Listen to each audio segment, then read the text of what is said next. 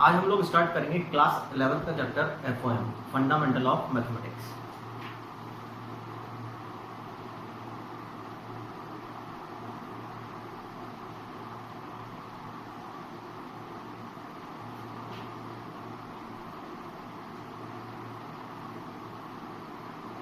अब बेसिकली सबसे पहले तो इसका नाम क्या है, FOM फंडामेंटल ऑफ मैथमेटिक्स।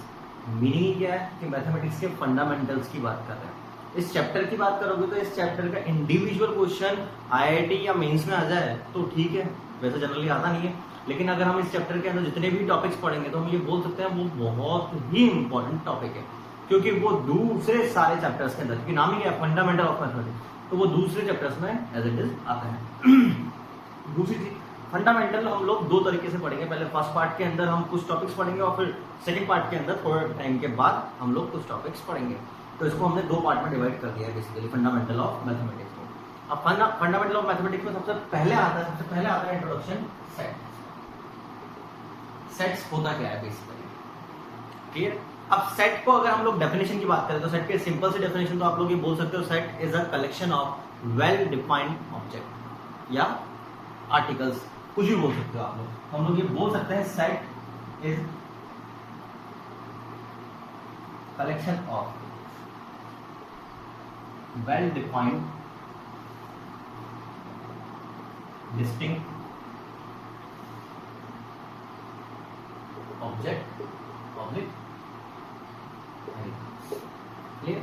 अब इसके अंदर हम लोगों ने एक वर्ड यूज करा है वेल डिफाइंड। इसका मीनिंग क्या है, वेल डिफाइंड वर्ड क्यों यूज किया है? वेल डिफाइंड का यहाँ पर मीनिंग होता है कि हम लोग उसको डिफाइन कर पा रहे हैं कि मैथमेटिकली बोल दो या कैसे भी, कि उसकी डेफिनेशन क्लियर है क्या। फॉर एग्जांपल मैं आप लोगों से बोलूँ, ठीक है, एक क्लास के अंदर मान लीजिए 50 स्टूडेंट्स है, क्लियर, तो हम लोग ये बोल सकते हैं collection of a student in a class. Well defined है, मालूम है कि हमको स्टूडेंट कलेक्शन की बात कर रहे हैं। मैं आपसे बोलूँ कोई वर्ड दे दिया जाए, for example collection of letters of the word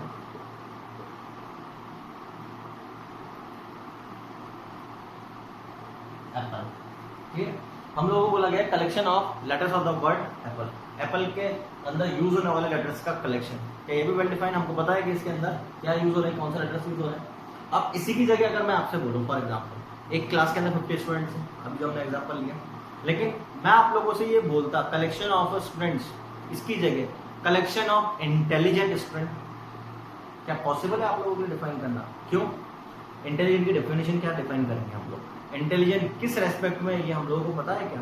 किसी फैक्टर को लोगे उसके अकॉर्डिंग इंटेलिजेंट अलग हो सकता है, दूसरे फैक्टर को लेंगे उसके अकॉर्डिंग इंटेलिजेंट की डेफिनेशन अलग हो सकती है। तो इसकी डेफिनेशन वेल डिफाइंड नहीं है। यस और नो? तो हम लोग इसको क्या बोलेंगे कि ये सेट नहीं है, ये सेट नहीं है। तो सेट के लिए सबसे इंपॉर्टेंट चीज क्या है कि वेल डिफाइंड होना चाहिए, कि हमको पता होना चाहिए कि हम क्या बात कर रहे हैं।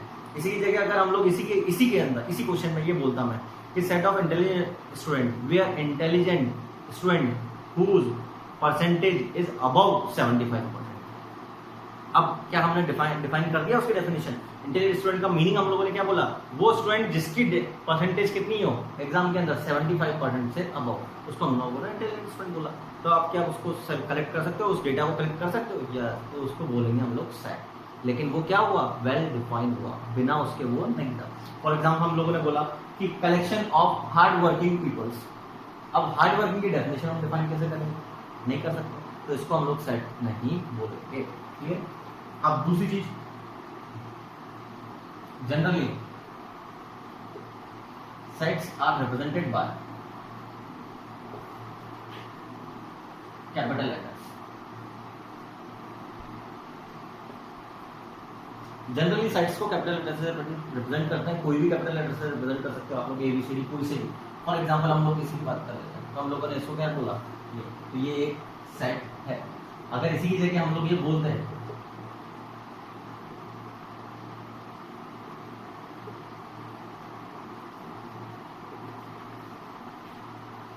स्टूडेंट इन अ क्लास, तो ये सेट नहीं, ये सेट नहीं है। हम लोग ये बोलते हैं, मान लो एक्स सेट की बात कर रहे हैं,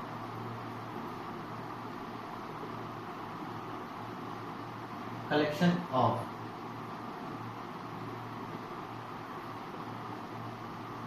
डिस्ट्रिक्ट इन अ स्टेट। अब सोच कर देखो, डिस्ट्रिक्ट की डेफिनेशन डिफाइन कर रखी है गवर्नमेंट ने, तो हम लोग बोल सकते हैं ये यस ये सेट होगा। क्लियर है मैं क्या बोलना चाह रहा हूँ? तो सेट की डेफिनेशन क्लियर है। सेट को जनरली हम लोग कैपिटल लेटर से रिप्रेजेंट करते हैं, जरूरी नहीं है कि कैपिटल लेटर से, किसी से भी रिप्रेजेंट कर सकते हैं, लेकिन जनरली हम लोग कैपिटल लेटर से रिप्रेजेंट करते हैं। दूसरी चीज, इसके बारे में कुछ पॉइंट पता होना चाहिए हम लोगों को। पहली चीज, रिपीटेशन ऑफ एलिमेंट।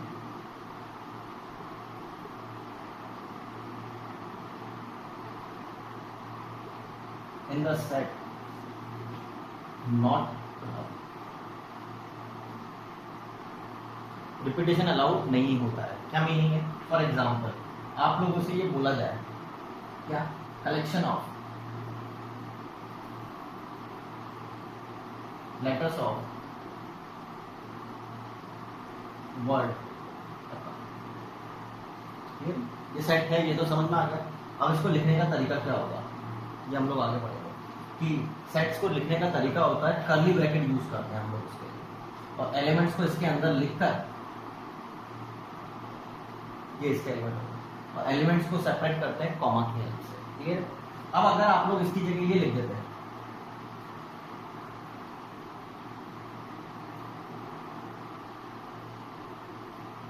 तो ये गलत है, ये लिखने का तरीका नहीं है सेट को। सेट के अंदर रूल होता है कि एलिमेंट्स का रिपीटेशन नहीं होता है। ये आप लोगों को ध्यान रखना है। एक बार आप लोग इसको देखो,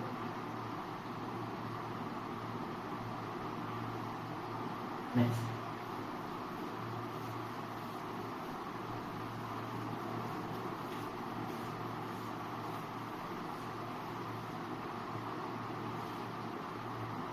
सेकंड पॉइंट या बी पॉइंट। जो सेकंड पॉइंट आपको ध्यान रखनी होती है क्या, if an element object object से ए, हम लोगों ने नाम दिया A, is a member of set A, then it is written as,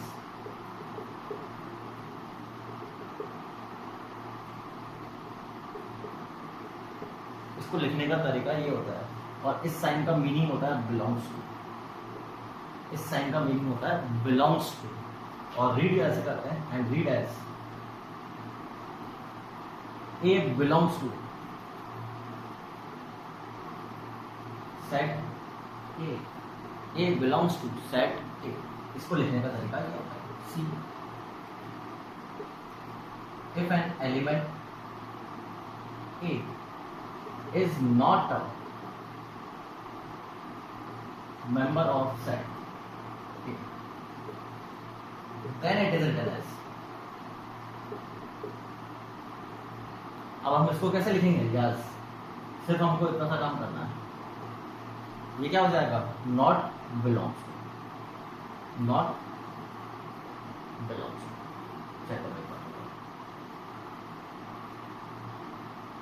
बात करें, ये तो बेसिक मीनिंग समझा हम लोगों ने कि क्या बोल सकते हैं सेट का मीनिंग क्या है, कि सेट का मीनिंग क्या होता है, collection of well defined object. दूसरा आप लोग क्या बोल सकते हो, सेट्स को लिखने का तरीका क्या होता है, कर्ली ब्रैकेट यूज करते हैं जनरली, और कॉमा से सेपरेट करते हैं एलिमेंट। ऐसा नहीं है कि सिर्फ उसी से, और भी तरीके हैं, वो भी हम बात करें। दूसरी चीज आप लोगों को ये ध्यान रखना है, रिपीटेशन अलाउड नहीं होता सेट के अंदर। तीसरी चीज आपको ये ध्यान रखना है कि किसी भी सेट को अगर मेंबर की बात करनी है सेट के, तो उसको यूज करने का तरीका, उस मेंबर को यूज करने का तरीका है बिलोंग्स के साइन के साथ। हम लोगों को ये बताना पड़ता है कि वो मेंबर इस साइन के साथ कनेक्टेड हो सकता है सेट के साथ, तो इस साइन का मीनिंग होता है बिलोंग्स, और ये यूज किसके लिए करते हैं हम लोग, एलिमेंट्स के लिए। ठीक है, फिर नेक्स्ट, अगर किसी को बिलोंग नहीं कर रहा तो हम लोग इसके ऊपर क्रॉस कर देते हैं कि ये नहीं बिलोंग कर रहा है। नेक्स्ट,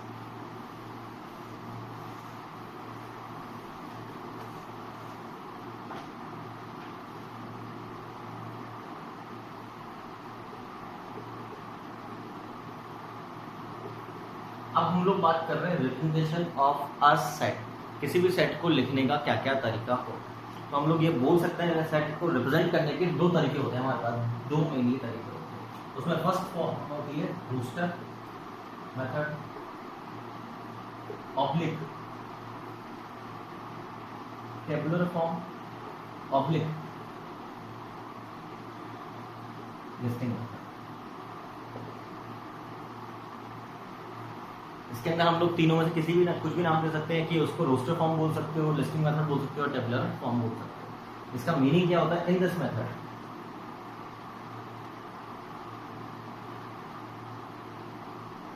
इन दिस, जो भी हम लोगों ने एग्जांपल लिखा है कर्ली ब्रैकेट वाला, बेसिकली ये रोस्टर फॉर्म ही होता है। तो in this method elements are in the form of list, list की फॉर्म में होता है सेपरेटेड बाय कॉमा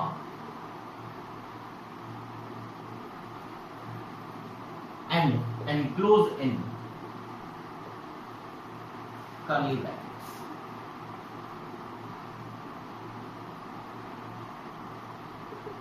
इसके इस मेथड के अंदर बेसिकली हम लोग एलिमेंट्स को कर्ली ब्रैकेट्स के अंदर एनक्लोज करते हैं और डिफरेंट एलिमेंट्स को सेपरेट करने का तरीका होता है कि उसके बीच में हम लोग यूज क्या करते हैं? कॉमा यूज करते हैं। फॉर एग्जांपल सेट एक्स, ये हम बोल सकते हैं collection of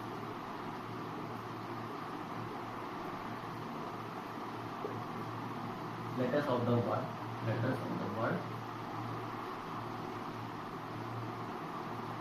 education।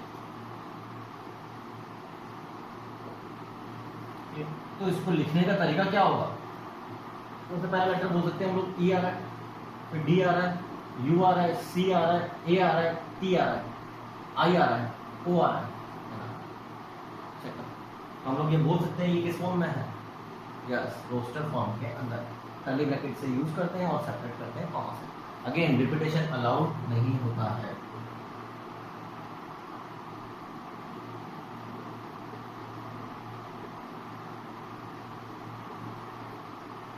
Are not allowed, इसके अंदर एक वजह copy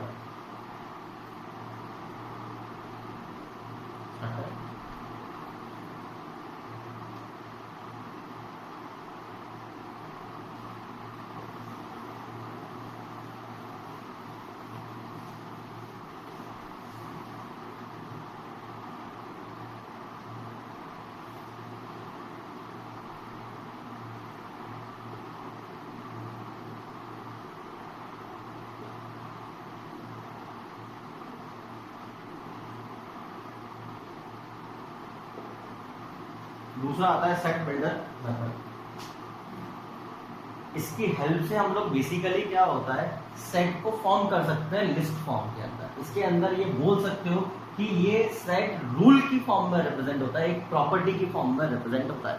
in this method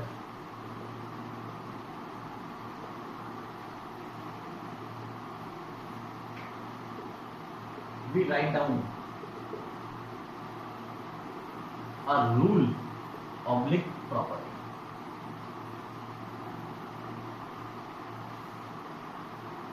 which gives the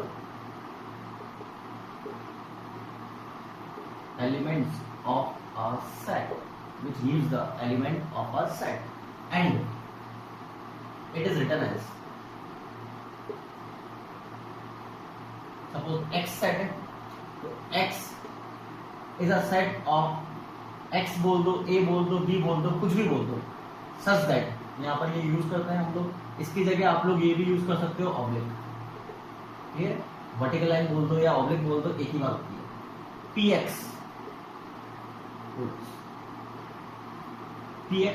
rules। अब बात ये आती है कि यहाँ पर px होता क्या है। px आप बोल सकते हो ये रूल है या प्रॉपर्टी है जो आप लोगों को एलिमेंट्स देगा। ये बेसिकली लैंग्वेज के अंदर, वर्बल लैंग्वेज के अंदर हम लोगों ने सेट को रिप्रेजेंट कर रखा है। फॉर एग्जाम्पल ध्यान से देखना, से A is a set of x such that x is vowel। अब आप ऑब्जर्व करो कि ये कौन सी फॉर्म लिखी है हम लोगों ने, सेट बिल्डर। क्योंकि ये लैंग्वेज की फॉर्म में एलिमेंट सेपरेट हो रहे हैं कि कॉमा से नहीं।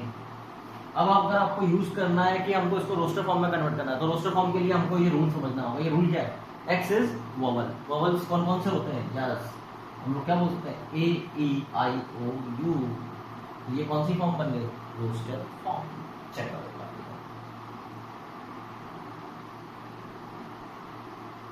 बात करें आगे हमको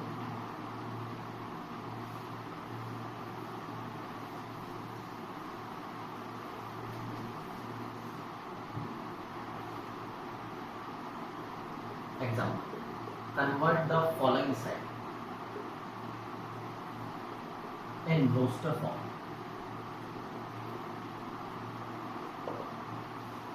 First, A and belongs to natural number and less than 4. सबसे पहले हम लोग इस एग्जांपल की बात करते हैं। इसमें हम लोगों को ये बोला गया है कि A किसका सेट है? A is a set of X। सबसे पहले हम लोगों को ये बताया गया है कि A किसका सेट है? N का। N का सेट है। अब बात आती है N का सेट का। N क्या है? N को डिफाइन किया गया है आगे सच दैट क्या N belongs to natural number. ये साइन किसका होता है? Belongs to. और कैपिटल N का मीनिंग क्या होता है ये बताइए? कैपिटल N जनरली किसको रिप्रेजेंट करते हैं? यस, नेचुरल नंबर्स को। क्लियर है? नेचुरल नंबर को बिलोंग कर रहा है एंड N की वैल्यू क्या होगी? 4 से छोटी। तो 4 से छोटे नेचुरल नंबर्स कौन कौन से होते हैं? यस, 1 2 3। तो इसको कैसे लिखेंगे? 1 2 3। तो इसको रोस्टर फॉर्म में लिखने का तरीका क्या होगा? 1 2 3। मैंने क्या बोला समझना है? नेक्स्ट क्वेश्चन, मान लो मैं ऐसा लिखता हूं x belongs to whole number and x less than minus. चलो अब आप लोग इस कंडीशन को ध्यान से देखें। इसमें बोला गया x तो होल नंबर होना चाहिए, माइनस में छोटा होना चाहिए। पॉसिबल है क्या? नहीं है पॉसिबल। तो क्या इसके अंदर कोई एलिमेंट आएगा क्या? नहीं, कोई एलिमेंट नहीं आएगा। तो हम लोग इसको ऐसा लिखते हैं, खाली इसके अंदर कोई भी एलिमेंट नहीं है। इसके आगे हम लोग नाम भी पढ़ेंगे। इसका एक स्पेशल नाम होता है, क्या नाम से लगेंगे? Yes, empty set. Empty set. आगे बढ़ेंगे। थर्ड, ध्यान से देखना है आप लोगों को इस question. It is a set of x such that x equal to n cube and n belongs to natural number and n less than 5,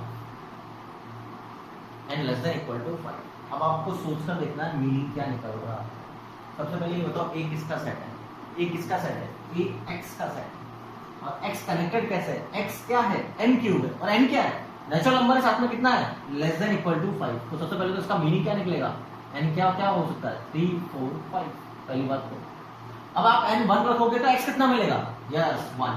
यानी कि हम लोग ये बोलेंगे it is a set of 1 cube 2 cube 3 cube 4 cube 5 cube that is equal to yes 1 8 27 64 125। ये किसका set है? 1 8 27 64 125। Next, अब आपको इस क्वेश्चन को देखना है। x is a subset of n cube such that n belongs to natural number and n less than equal to 5। एक बार इस क्वेश्चन को ध्यान से देखो और एक बार इस क्वेश्चन को ध्यान से देखो। कोई खास बात ऑब्जर्व हो रही है आपको? क्या मैं ये बोल सकता हूँ ये दोनों सेम है? क्यों? ध्यान से सुनना। यहाँ पर ये बताओ सेट ए क्या था? Set A is a set of x where x equal to yes or no? आप उधर आओ। यहाँ पर x क्या है? x is a set of n cube। उसमें भी तो एक्चुअल में तो n क्यूब का ही सेट था, x का था। तो और x की वैल्यू क्या थी? n cube. यस और नो? और वही नेचुरल नंबर और 5 से छोटा। तो हम बोल सकते हैं कि आप यहां से तो क्या बोलोगे कि n की वैल्यू 1 2 3 4 5 हो सकती है। यहां से तो 1 2 3 4 5 हो सकती है, लेकिन जब इसके अंदर जाएगा तो क्या बनेगा? x का n का नहीं है सेट, n का सेट नहीं है, n क्यूब का। इसका मतलब x बनेगा क्या? Yes 1 cube 2 cube 3 cube 4 cube and 5 cube. एक बार चेक कर दो। बात करें आगे हम लोग। Next,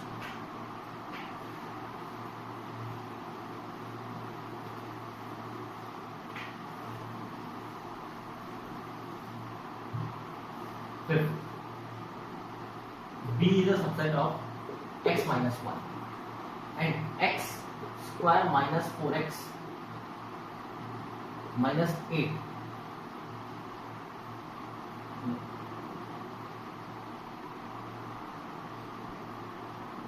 equal to 0। चलो अब ये बताओ कि ये स्कूल का मीनिंग क्या निकलेगा। यस, क्या हम लोग ये बोल सकते हैं कि जो भी एक्स की वैल्यू इसको सेटिस्फाई करेगी वो यहाँ पर रखनी है हम लोगों को। अब इसको सेटिस्फाई करने वाली वैल्यू निकाल सकते हैं क्या हम स्प्लिट द बिल्डअप से? इसके फैक्टर्स क्या होंगे? स्प्लिट द बिल्डअप यूज करना सीखा है ना हम लोगों ने क्वाड्रेटिक के अंदर। क्वाड्रेटिक के अंदर हम स्प्लिट द बिल्डअप कैसे लगाते हैं? एक्स स्क्वायर के कोएफिशिएंट को और कांस्टेंट टर्म को मल्टीप्लाई करते हैं। कितना आ गया? 12। 12 के ऐसे फैक्टर्स जिसके प्लस एडिशन या सब्ट्रैक्शन से बिल्डअप मिल जाए हम लोगों को। क्या सर लो? तो 12 के ऐसे दो फैक्टर्स 6 और 2 बोल सकते हो आप लोग। तो हम लोग ये बोल सकते हैं, इसको ऐसा लिख दो sir, X square minus 6x plus 2x minus, इन दोनों में से कुछ कॉमन आ रहा है x, और इन दोनों में से कुछ कॉमन आ रहा है 2। अब इन दोनों में से कुछ कॉमन आ रहा है, x इक्वल टू कितना आया? -2 और 6। तो अब मेरे को आप लोग ये बताओगे b क्या आएगा, किसका सेट आएगा? b -2 और 6 आएगा क्या?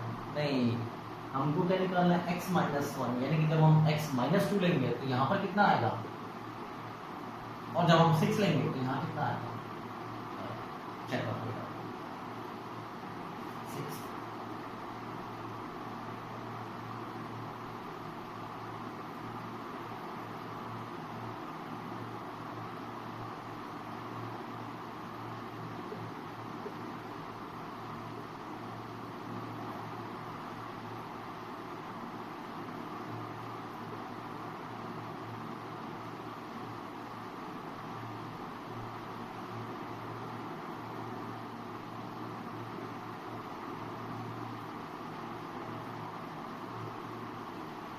अब एक बार नोटिस करते हैं क्या है, बात करें हम लोग। चलो, हम लोगों को बोला गया c किसका सेट है? X square minus 1 upon x plus 3 का विदाउट, और x की वैल्यू क्या है? नेचुरल नंबर, और साथ में क्या है? Even prime number. Even prime number की खास बात जानते हैं हम लोग, कौन सा होता है? एक ही होता है, कौन सा? 2। हम लोग यहाँ से बोल सकते हैं कि x की वैल्यू कितनी है? 2 को पुट करेंगे तो c कितना आएगा? 4 - 1 अपॉन becomes 3 upon 5। एक बार चेक करो,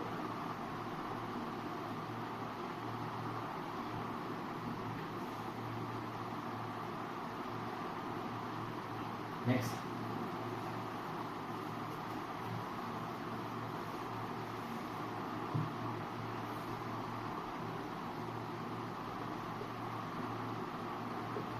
b is a subset of x plus 1, 4x minus 3 less than 11 and x belongs to natural number। अब आप लोगों ने थोड़ा बहुत लीनियर इनइक्वालिटीज पढ़ा है, लीनियर वन वेरिएबल के अंदर लीनियर इनइक्वालिटीज सॉल्व करना हम लोग उतना यूज करेंगे। आगे बाकी हमारा पूरा ये चैप्टर, ये बेसिकली एफएम के अंदर पूरा पढ़ते हैं इनइक्वालिटीज को सॉल्व करना। तो फिलहाल तो मैं लीनियर इनइक्वालिटीज जो आप लोगों ने बेसिक्स यूज कर रखा है वो यूज करूंगा। तो हम लोग ये बोल सकते हैं 4x minus 3 less than equal to 11 को सॉल्व कर सकते हैं। 3 को उधर ले जाएंगे तो कितना होगा? 14। 4 को डिवाइड करेंगे तो कितना आ जाएगा? 7/2। 7/2 अंदाजन कितना होता है? 3.5 बोलते हैं हम लोग। तो x की वैल्यू 3.5 से छोटी है, लेकिन x साथ में है क्या? Natural number. तो x हो क्या कह सकता है? 1 2। तो ये बताओ मेरे को, यहाँ पर d सेट क्या बनेगा? 1 रखोगे तो 2, 2 रखोगे तो 3, और फिर रखोगे तो चेक करोगे आप।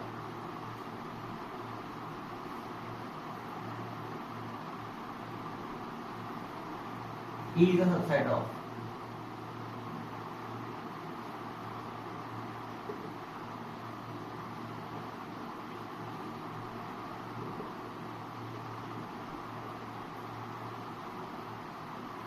x belongs to whole number और इस नेगेटिव को सॉल्व करना है हम लोग। पहले हम लोग इसको सॉल्व करें। चलो 3x को तो ले आते हैं, 2 को इधर लेकर आते हैं, तो ये तो 5 + 2 हो जाएगा, उधर जाके 3x।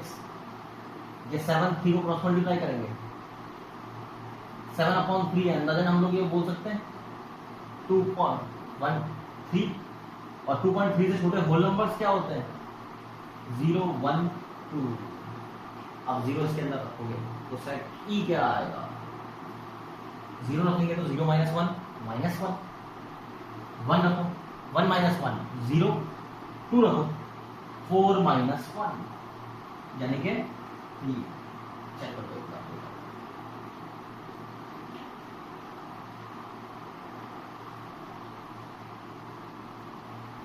बढ़ा के हम लोग next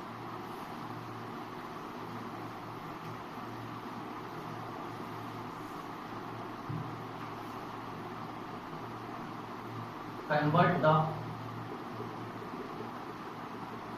following set in set builder form. First 1 4 9 16 25 36 हम लोगों को अब की बार कौन सी फॉर्म में दे रखा है? रोस्टर फॉर्म, लिस्टिंग फॉर्म के अंदर, लिस्ट की फॉर्म में दे रखे हैं एलिमेंट्स। अब हम लोगों को इसको कन्वर्ट किसके अंदर कन्वर्ट करना है? प्रॉपर्टी मेथड के अंदर, सेट बिल्डर फॉर्म के अंदर। तो उसको करने का तरीका क्या होता है? पहले हम लोगों को सबसे पहले रूल या प्रॉपर्टी को रिकॉग्नाइज करना होता है, उसके बिना हम लोग कुछ नहीं कर सकते। हम लोगों को सबसे पहला काम प्रॉपर्टी को रिकॉग्नाइज करना होता है। अब प्रॉपर्टी को रिकॉग्नाइज कैसे करें? ध्यान से सुन लो। सबसे पहले 1 4 9 16 25 6 26 इसको देख के कुछ याद आ रहा है? हाँ, क्या ये परफेक्ट स्क्वायर नंबर्स हैं? किसका स्क्वायर है ये? 1 स्क्वायर 2 स्क्वायर। क्या मैं ये बोल सकता हूँ पूरे कंप्लीट 6 तक के आ रहे हैं? तो यानी कि हम लोग इसको किसका बोल सकते हैं? सेट x का। x क्या है? n square, perfect square number है। कौन सा n है? Yes, n belongs to natural number, start natural number से हो रहा है, और उसके साथ में वैल्यू कहां से कहां तक है? 6 से छोटी या इक्वल। इसको लिखने का एक और तरीका ये इज अ सेट ऑफ, आपने x लिखा है, मैं हम लोग डायरेक्टली ये बोल सकते हैं it is a set of x square. Directly बोलो ना कि ये किसका स्क्वायर है? नेचुरल नंबर्स का। तो हम लोग डायरेक्टली अब क्या बोलेंगे? x belongs to natural number and x less than equal to 6।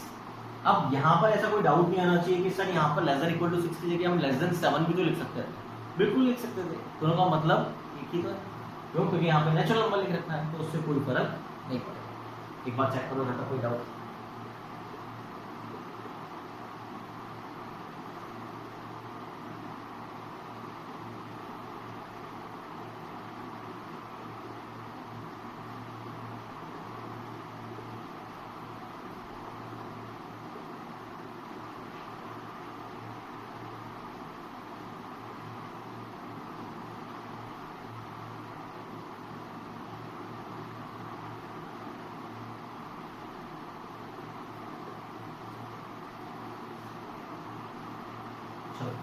Next वाले की बात करें।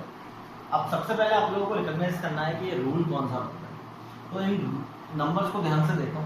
थोड़ा बहुत नंबर सिस्टम हम लोगों ने 10th क्लास में एनटीसी के लिए तैयारी के लिए तब पढ़ा था।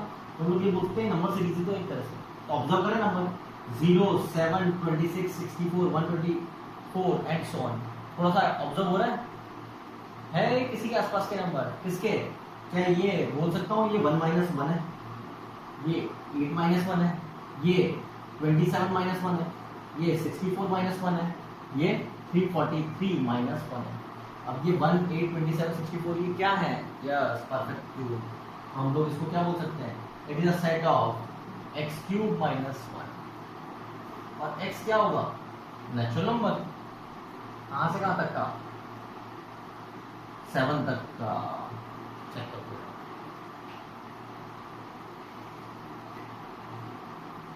बढ़ा गया हम लोग। नेक्स्ट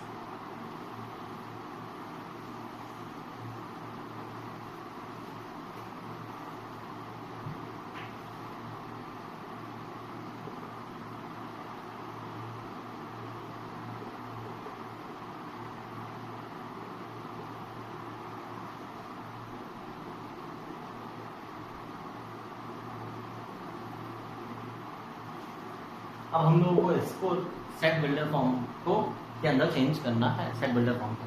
तो सबसे पहले रूल रिकॉग्नाइज करना है। आप बोल सकते हो सारे ऑड नंबर्स हैं, लेकिन कोई पैटर्न बन रहा है क्या? इसके बीच का डिफरेंस 2, इसके बीच का डिफरेंस 4, फिर 2, फिर 4, फिर 6, कोई पैटर्न नहीं बना। ऑब्जर्व करो। अब इन नंबर्स को एक बार ध्यान से देखो। यस, कोई खास बात नजर आ रही है? ये कौन से नंबर्स हैं? Prime number. तो क्या हम लोग इसको ऐसा लिख सकते हैं? यस और नो? क्या? It is a set of x। x is a prime number. लेकिन आप लोग मेरे को ये बताओ, क्या प्राइम नंबर सारे कवर हो गए क्या इसकी वजह से? तो लेकिन हमको क्या सारे कवर करने हैं क्या? नहीं। वो क्या होना चाहिए? तो प्राइम नंबर, पहला प्राइम नंबर क्या होना चाहिए? 11। तो हम लोग क्या बोलेंगे? x की मिनिमम वैल्यू कितनी आनी चाहिए 11 और मैक्सिमम कितनी आ सकती है 43। अब आप लोग इसको लिखने के बहुत सारे तरीके हैं, सोचकर देखना। अगर आप लोग इसको ऐसा भी लिख देते कोई फर्क पड़ता क्या? नहीं, कोई फर्क नहीं पड़ता। हम लोग इसको ऐसा भी लिख देते कोई फर्क पड़ता क्या? नहीं, क्योंकि 7 से बड़ा प्राइम नंबर कौन सा है 11 है। लेकिन अगर हम लोग इसको ऐसा लिख देते हैं तो ये गलत हो गया, क्योंकि ये 7 को इंक्लूड कर लेगा। हम ये भी लिख सकते हैं, ये भी लिख सकते हैं, कोई बहुत सारे तरीके हैं लिखने के। बस हमको ये ध्यान रखना है कि यहाँ से लेकर यहाँ तक के ही प्राइम नंबर कवर होने चाहिए। एक बार देखो,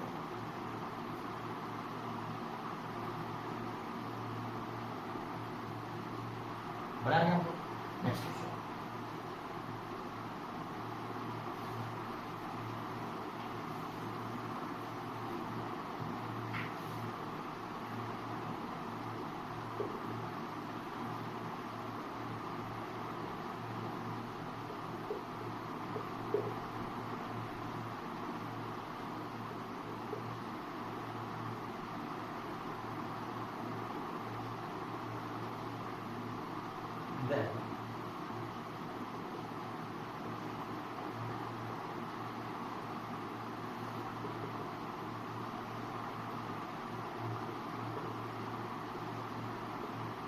हम लोगों को सेट ए दे रखा है सेंटीमीटर फॉर्म में और बोला गया रोस्टर फॉर्म में कन्वर्ट करो। तो then write A in roster form also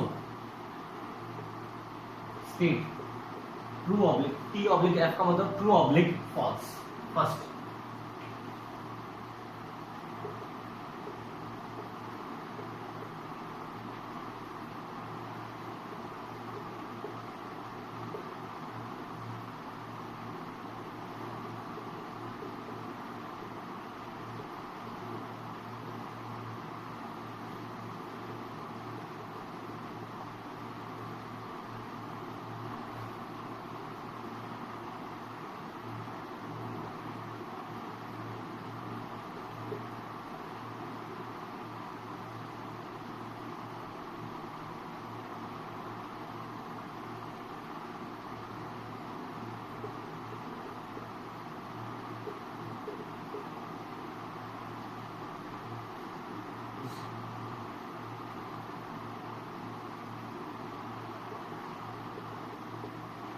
एक बार पहले क्वेश्चन कॉपी करो,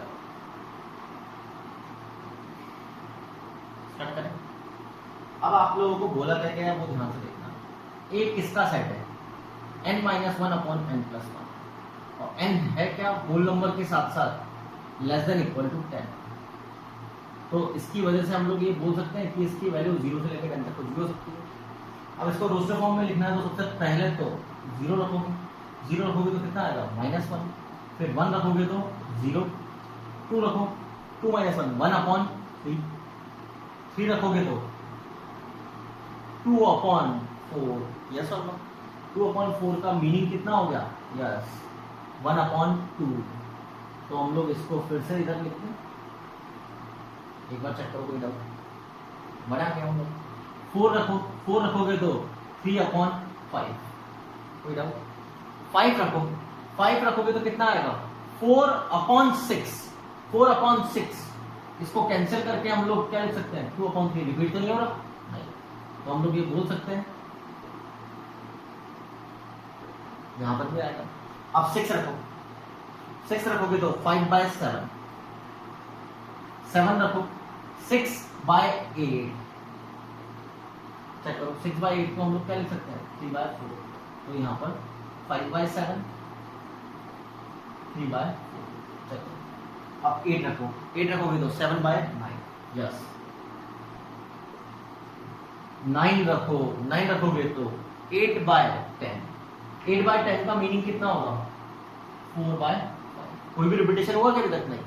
नेक्स्ट कितना 10 रखोगे तो 9/11।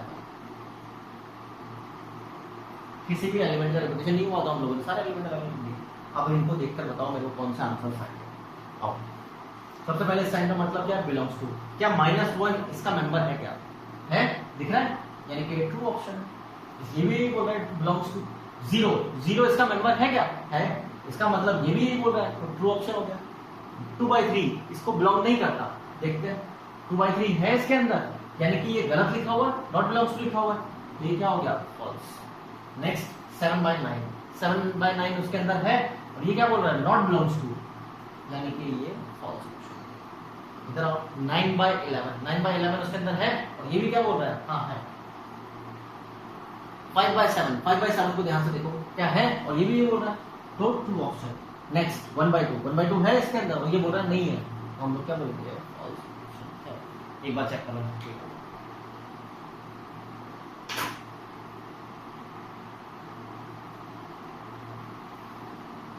स्टार्ट करें। नेक्स्ट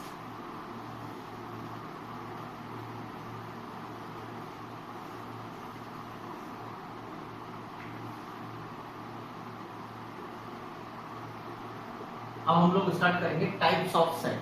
सेट्स के टाइप क्या क्या होते हैं, तो उसमें सबसे पहला टाइप होता है, उसको हम लोग बोल सकते हैं एम्प्टी सेट, नल सेट या वॉइड सेट। तीनों में से कुछ भी नाम बोल सकते हो, एम्प्टी सेट, नल सेट या वॉइड सेट। नाम से क्या लग रहा है, यस, ऐसा सेट जिसके अंदर एक भी एलिमेंट ना हो, तो हम लोग ये बोल सकते हैं if a set has no element then it called null set. Okay? It is represented by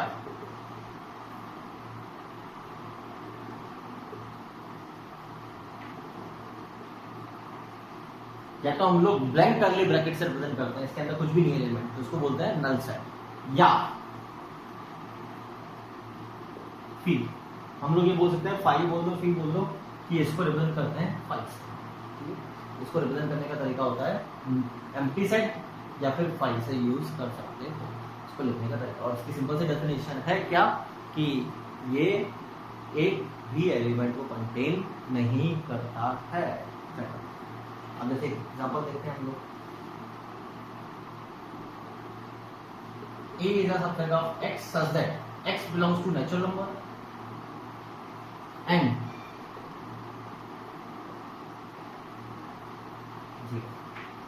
अब हम लोग इसको ये कौन सी फॉर्म में लिखा हुआ है, सेट बिल्डर फॉर्म में, रोस्टर फॉर्म में चेंज कर सकते हैं। उसके लिए हम लोगों को सबसे पहले इसको सॉल्व करना होगा, तो सॉल्व कर सकते हैं स्प्लिट टर्म से।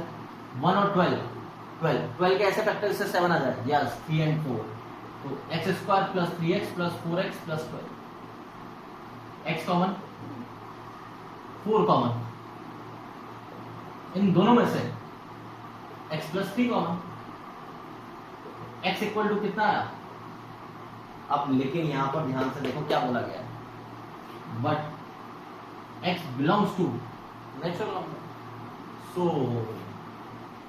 सेट A क्या होगा, सेट ऑफ x क्या है 5, कुछ भी नहीं है, तो हम लोग क्या बोलेंगे, A equal to null set, A equal to null set. एक बार देखो,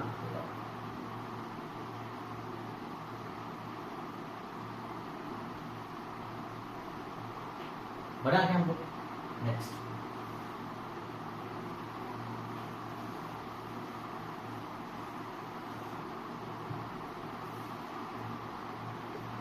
सेकेंड आता है singleton set.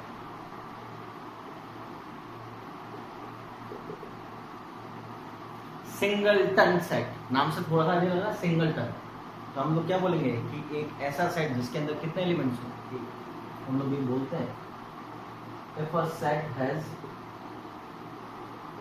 only one element, then it called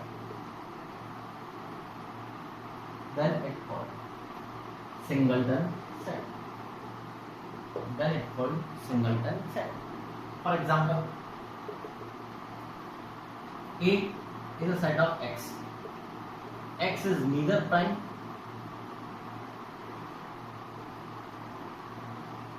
not composite number.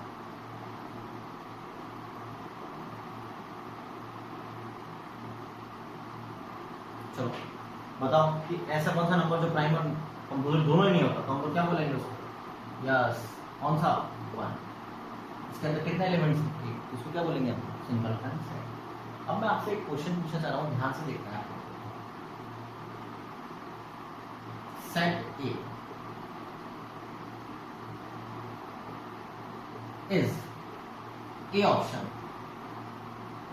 null set, B option singleton set, C option not a set, और D option both null and singleton। हम लोगों को ये सेट दे रखा है, तो सबसे पहले तो ये सेट है या नहीं है? क्यों? ये क्या है? कर्ली ब्रैकेट में यूज हो रहा है, एलिमेंट है इसके अंदर। अब एलिमेंट कौन है? 5। एलिमेंट कौन है? 5। यहाँ पर इस सेट का मतलब क्या है कि इसके अंदर खुद एलिमेंट कौन है? 5। अब जो इसके अंदर आता है तो ये क्या किसकी तरह बिहेव करता है? एलिमेंट की तरह। तो एलिमेंट होगा तो इसमें कितने एलिमेंट हो गए? एक एलिमेंट। एक खाली है क्या? एक खाली है क्या? नहीं। इसका मतलब नल सेट नहीं है। कितने एलिमेंट है? एक। नंबर ऑफ एलिमेंट्स कितने हैं इसके अंदर? इसलिए कौन सा सेट है? Singleton set. यहाँ पर ये इसके अंदर है, इसलिए किसकी तरह काम कर रहा है? यस, एक एलिमेंट की तरह काम कर रहा है।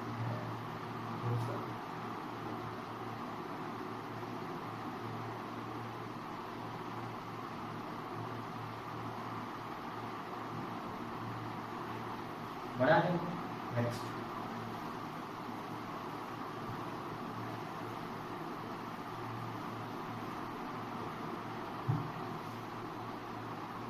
थर्ड आता है फाइनाइट सेट। नाम क्या है? फाइनाइट। ऐसा सेट जिसके अंदर एलिमेंट्स क्या हो? काउंटेबल हो। काउंटेबल यानी कि हम लोग उसके अंदर एलिमेंट्स को काउंट कर सकते हो। नंबर ऑफ एलिमेंट्स क्या होने चाहिए उसके अंदर? काउंटेबल। तो उस सेट को बोलते हैं हम लोग yes finite set. A set is said to be finite set if number of elements in a set are finite। उसके अंदर नंबर ऑफ एलिमेंट्स क्या होना चाहिए? फाइनाइट। तो हम लोग उसको बोल सकते हैं फाइनाइट सेट। अब फाइनाइट सेट के बहुत सारे एग्जांपल होते हैं, कुछ भी आप लोग खुद सोच कर देख सकते हो। फॉर एग्जांपल मैं आप लोगों से बोलूंगा number of month collection of month in a year. Year में कितने मंथ्स होते हैं? 12। उनका सेट बनाओगे तो काउंटेबल है या नहीं? मैं आप लोगों से बोलूंगा number of days in a week, collection of days in a week. Days बात करोगे वीक के अंदर तो कितने होते हैं? 7, मंडे ट्यूसडे। तो ये काउंटेबल इसके एलिमेंट्स, तो हम लोग इन सबको क्या बोलेंगे? Yes finite set. ये तो हम लोग क्या बोल सकते हैं एग्जांपल के तौर पर? Set of month of a year. बोल सकते हो the collection of days in a week, or C collection of letters of word Mississippi।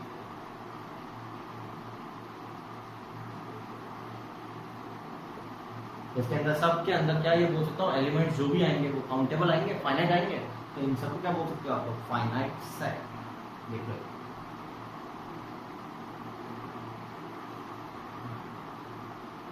Infinite set क्या होगा? Yes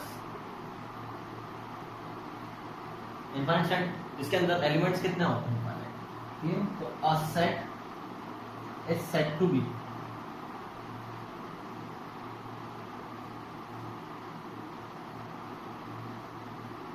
infinite set if number of element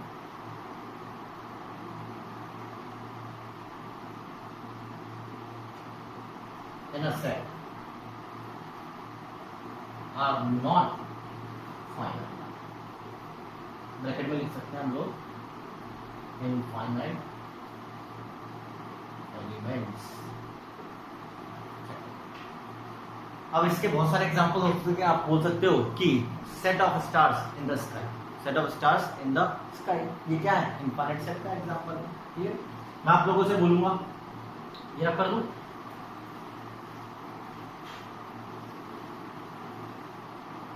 मैं आप लोगों से बोलूंगा set of points, set of numbers between 1 and 2। 1 और 2 के बीच में कितने नंबर्स होते हैं? काउंट कर सकते हैं क्या हम लोग? नहीं। 1 एंड 2 के बीच में कितने नंबर होते हैं? इनफाइनाइट। और हम लोग बोल सकते हैं set of natural number, simple सा। नेचुरल नंबर्स कितने होते हैं? काउंटेबल होते हैं क्या? काउंट कर सकते हैं क्या हम लोग? काउंटिंग नंबर जरूर, काउंटिंग नंबर तो नेचुरल नंबर बोलते हैं, लेकिन वो काउंट कर सकते हैं क्या? नहीं। वो कहाँ तक जाता है? इनफाइनाइट तक। तो हम लोग उसको बोल सकते हैं इनफाइनाइट सेट। एक बार यहाँ पे कॉपी करो।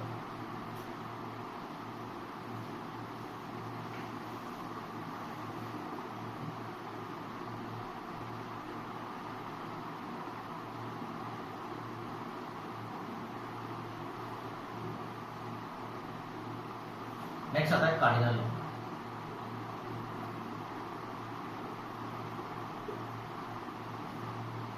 सेट के लिए टर्मिनोलॉजी बड़ी इंपॉर्टेंट होती है। कार्डिनल नंबर बेसिकली ये आप लोगों को ये बताता है कि किसी भी सेट में कितने एलिमेंट्स होते हैं, किसी भी सेट में कितने, यानी कि कार्डिनल नंबर रिप्रेजेंट करता है number of elements in a set.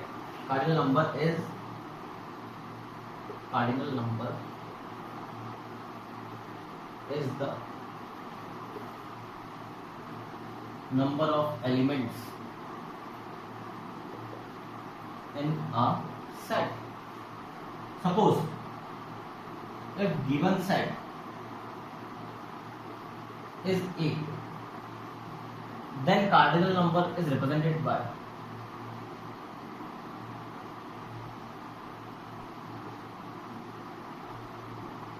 is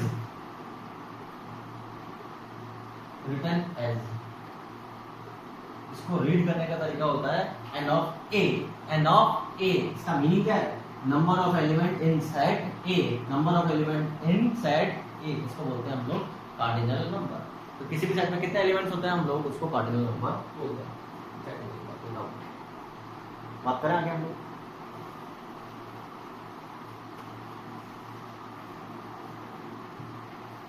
for example collection of letters of word,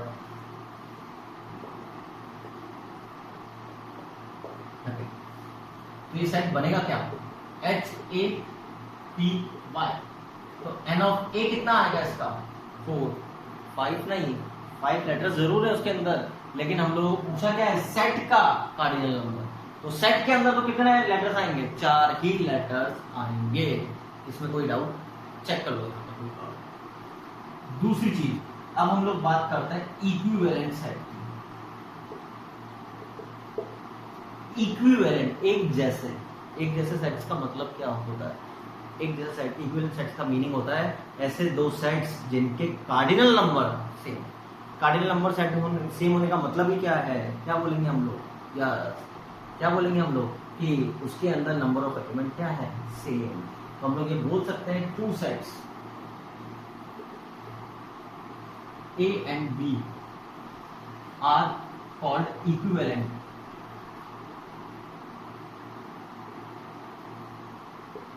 if their cardinal number are same। Mathematically आप लोग ये बोल सकते हो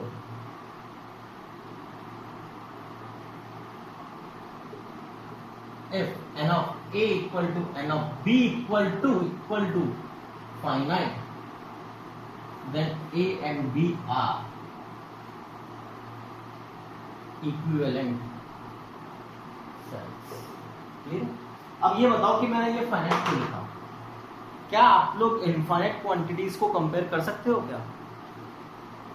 नहीं, हम लोग यहाँ पे कंपेयर कर रहे हैं, तो हम लोग इनफाइनाइट क्वांटिटीज को कंपेयर, तो आपको ये ध्यान रखना है कि एक तो इक्विवेलेंट सेट वो कौन से सकते हैं? फाइनाइट।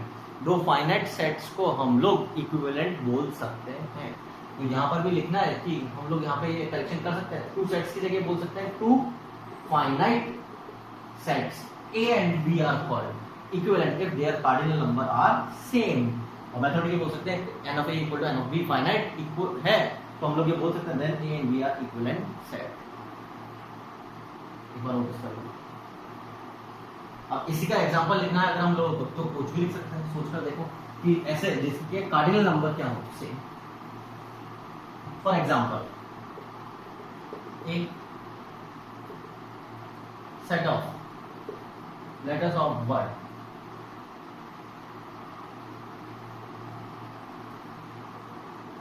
गणपति, ठीक है, और सेट बी क्या दे रखा है आप लोगों को, collection of natural number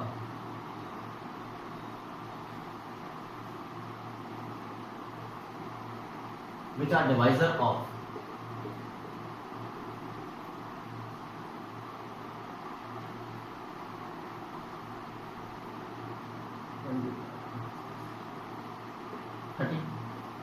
C,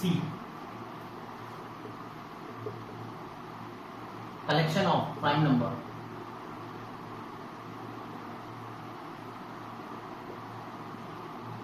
less than 12। अब हम लोगों को इन तीनों में सेट करना है कि कौन से इक्विवेलेंट सेट्स हैं, ठीक है। ए लिखो सबसे पहले, ए क्या होगा, set of letters of the word Ganpati. Ganpati कौन कौन से लेटर्स यूज हो रहे हैं, GAN, वहां पर ए यूज हो चुका है, P, फिर T and then I, yes हो। फिर B क्या है, डिवाइजर ऑफ 30। 30 के डिवाइजर्स कौन कौन से होते हैं, बोलना स्टार्ट करो। 30 के डिवाइजर्स, 1 इसको डिवाइड करता है, 2 इसको डिवाइड करता है, 3 इसको डिवाइड करता है, 4 5 इसको डिवाइड करता है, 6 इसको डिवाइड करता है, 7 8 नहीं, और उसके बाद 10 इसको डिवाइड करता है, 12 15 इसको डिवाइड करता है, ये सब, और लास्ट वन 30 इसको डिवाइड करता है। तो सेट बी क्या होगा, 1 2 3 5 6 10 15 30। एन ऑफ ए कितना है ये बताओ, 6। एन ऑफ बी कितना है, 3 6 8। ये सब। सी को मैं थोड़ा सा चेंज कर देता हूं, 15। प्राइम नंबर लेस देन 15 कौन कौन से आएंगे, 2 3 5 7 11 एंड 13। तो एन ऑफ सी कितना आ रहा है, 6। इसको देखो, इसको देखो, तो हम लोग ये बोल सकते हैं A and C are equivalent of the computer.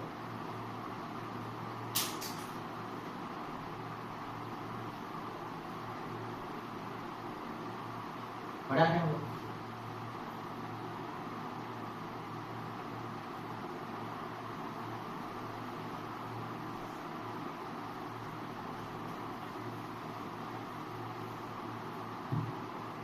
Next question, identify the type of sets. First,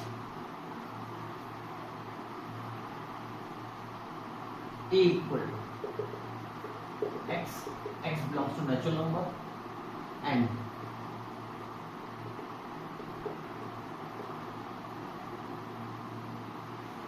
second,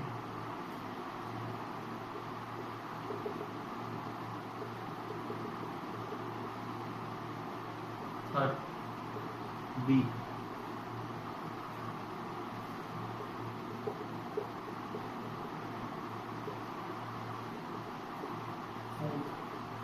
C,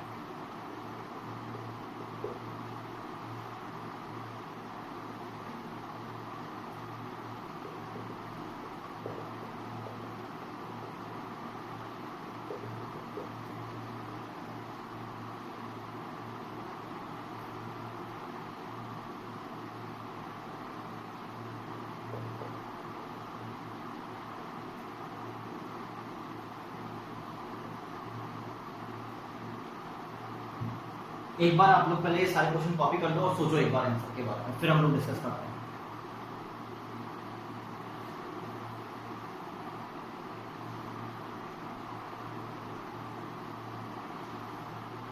start करें। चलो सबसे पहले x नेचुरल नंबर और 4 से 12 तक है, तो सबसे पहले ए सेट बनेगा क्या, ये बताओ। 4 5 6 7 8 9 10 11 बराबर। तो ये बताओ यहाँ से लेकर यहाँ तक के अंदर कितने एलिमेंट्स है, काउंट कर सकते हो? तो फाइनाइट है या नहीं? तो इसको क्या बोलोगे आप लोग? Finite set. क्या नल सेट है क्या सिंगलटन सेट है क्या infinite set? Again finite set singleton के लिए एक एलिमेंट होना चाहिए, नल के लिए 0 नहीं, तो हम लोग इसको डायरेक्टली क्या बोल देंगे? Finite set. इसकी बात करो, काउंट कर सकते हैं इसके अंदर कितने एलिमेंट है? नहीं, ये कौन सा हो गया? Infinite set. इसकी बात करो। X is a set of student in a specific इसलिए बोल दिया क्योंकि आप लोग फिर ये बोलते हैं वेल डिफाइंड के अंदर कौन सी क्लास की बात कर रहा है, तो उसने बोला स्पेसिफिक, किसी ना किसी एक क्लास की बात कर रहा है, तो हम लोग ये बोल सकते सेट ऑफ स्टूडेंट। यस और नो, स्पेसिफिक ही होंगे, काउंट कर सकते हैं हम लोग जितने भी स्टूडेंट्स होंगे उनको देख सकते हैं कौन कौन से स्टूडेंट्स हैं, तो हम लोग क्या बोलेंगे इसको? Finite set. एक बार और इसकी बात करते हैं। इसके अंदर कितने एलिमेंट्स हैं? जो ये इसके अंदर है तो ये एलिमेंट की तरह काम कर रहा है, ये इसके अंदर है तो ये एलिमेंट की तरह काम कर रहा है, ये दोनों सेम एलिमेंट नहीं है। अगर ऐसा लिखा हुआ होता तो फिर गड़बड़ है, क्योंकि रिपीटेशन हो गया, ये दोनों सेम एलिमेंट है, लेकिन इसमें ये लिखा हुआ है, हम लोग ये बोल सकते हैं 2 एलिमेंट है इसके पास। एन ऑफ डी कितना है यहाँ पर? 2, तो क्या आंसर आ जाएगा इसका? Finite set. अगला, अब आप लोग पहले आप लोग बताओ मेरे को इसका आंसर क्या आएगा? क्या ये क्वेश्चन और ये क्वेश्चन सेम है क्या? नहीं, x is number of student in specific class है, तो हम काउंट तो कर सकते हैं, लेकिन उसने पूछा क्या है? Number of student. और नंबर ऑफ स्टूडेंट जो भी आएगी काउंटिंग, वो किसको रिप्रेजेंट करेगा? एक ही एलिमेंट को, number of student. For example आपकी क्लास की बात करें, 60 स्टूडेंट बैठे हुए हैं, तो आप लोग क्या बोलोगे कि x is a number of student. Number of student कितने? 60, तो x की वैल्यू कितनी है? 60, एक सिंगल वैल्यू आएगी, इसलिए हम लोग यहाँ पे बोलेंगे n ऑफ x कितना है? 1। So singleton set and finite set. क्या सिंगलटन को फाइनाइट बोल सकते हो? बिल्कुल। क्यों? क्योंकि काउंटेबल है उसके अंदर एलिमेंट्स। यस और नो? नेक्स्ट, इसके अंदर एलिमेंट्स कितने हैं? एक ही है एलिमेंट। क्यों? क्योंकि ये सिंगल एलिमेंट की तरह काम करेगा, तो आप लोग इसका आंसर क्या बोलोगे? Singleton and finite set.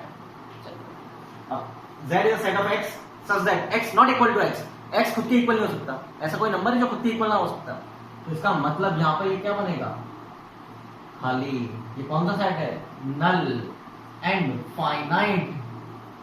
Finite क्यों बोल दिया हमने? यस, इसके अंदर जितने एलिमेंट है काउंटेबल है, काउंट तो कर पा रहे हो, 0 एलिमेंट है, तो इसको क्या बोलेंगे? Finite set. Next, x is even prime number. कौन सा होता है? अकेला, 2, तो इसका मतलब ये क्या है? Singleton and finite. चेक करो।